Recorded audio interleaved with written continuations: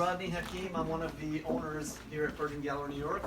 We thank you all for coming out tonight and joining us for this 48th anniversary celebration. I wanted to just give you a frame of reference of what that means and who we are. My father and my uncle started this business in 1971, and as the rug industry moved around town, they moved with it. We've now been here for over 20 years in this location. I have been here with the company for that long, if not longer, and we're very happy to be one of the few people left in town who are dedicated exclusively to antique rugs, antique textiles, antique tapestries, whereas the majority of our peers have moved into new rugs and modern production, contemporary styles. We are one of the few standouts, one of the holdouts rather, that prefer to maintain a link to the past, the heritage of the Persian rug.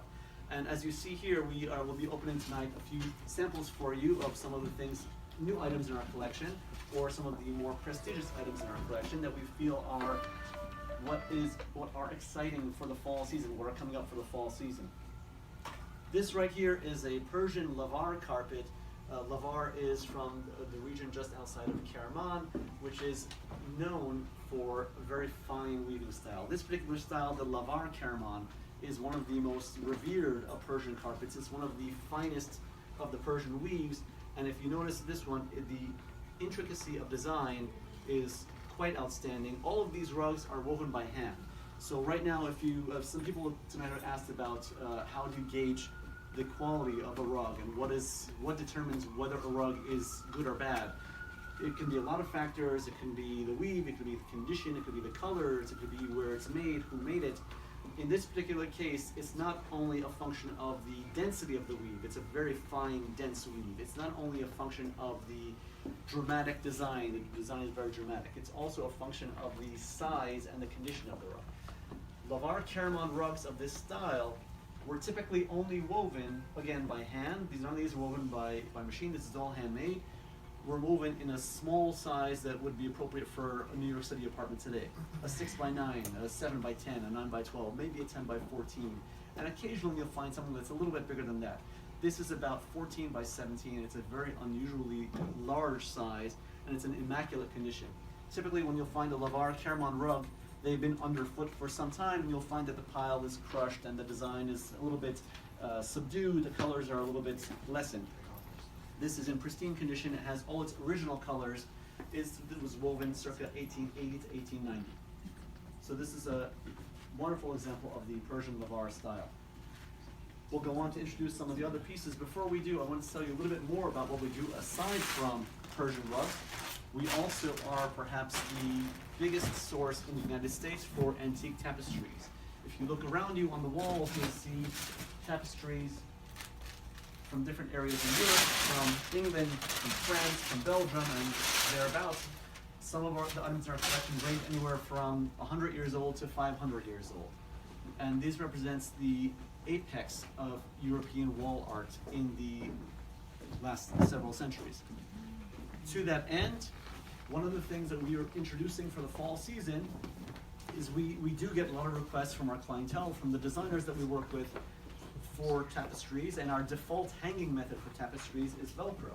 It's very simple, it lays flat against the wall, it's cheap, it's effective, but some people like something a little bit more elaborate, a little bit more decorative, so we have just made a partnership with a company that does decorative rods exclusively to the trade. We are right now the only exhibitor in New York. Now I'll show you a sample board. So now, in addition to the default method, we can also offer you a variety of tapestry rods in different styles, in different antique finishes, in different thicknesses for your decorating needs. And we have trade pricing on that. If you are interested, by all means let me know. I'll be happy to provide that for you. This next rug is a Turkish Uşak rug.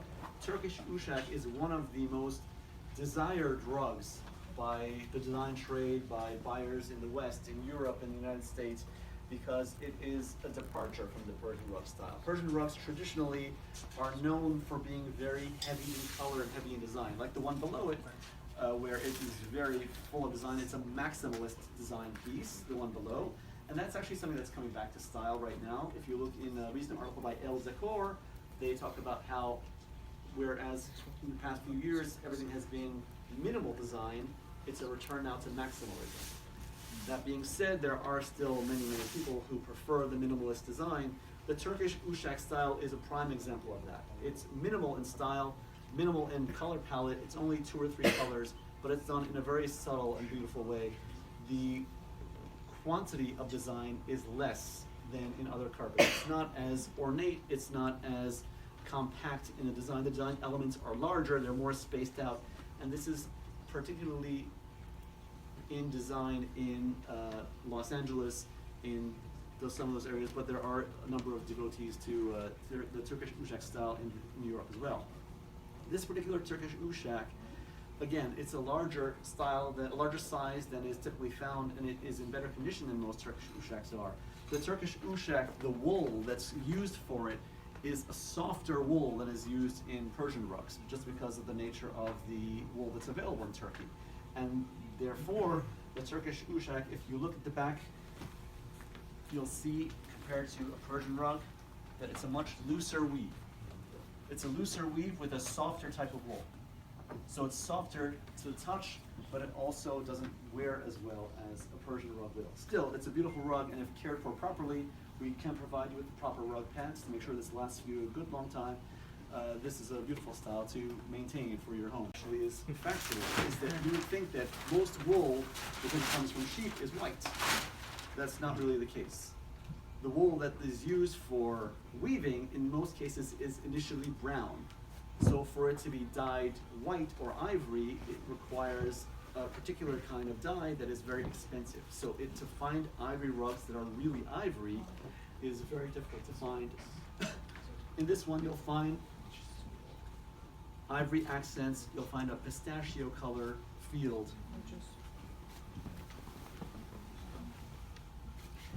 And this is what many of our clients have told us is ready for fall. It has all the fall colors, it has the pumpkin, if you like pumpkin spice. There's some pumpkin spice in there as well. We find that a lot of the people that we work with, they want some color, they want some design. In some cases they want more, in some cases they want less, in some cases they want a marriage of the two. They want less design, but they want a little bit more color. And color is on the way back in. Whereas in the last few years, again, there's been a move towards contemporary designs where things are minimal, there's less color, maybe there's 1 or 2 colors. Now the move is back towards an integration of color. Not necessarily full scale of colors, full spectrum of color, but some design elements, some color. This is a prime example of an Uşak that has, again, another rare color, this pistachio green. Green in the era when these were woven, which was the late 1800s to the early 1900s, green was the color of royalty. Only royalty could afford to have the green dye produced in enough quantity to color a rug of this size. So this must have, just by the nature of it, must have been woven for a very prominent family or royalty in Europe in those days.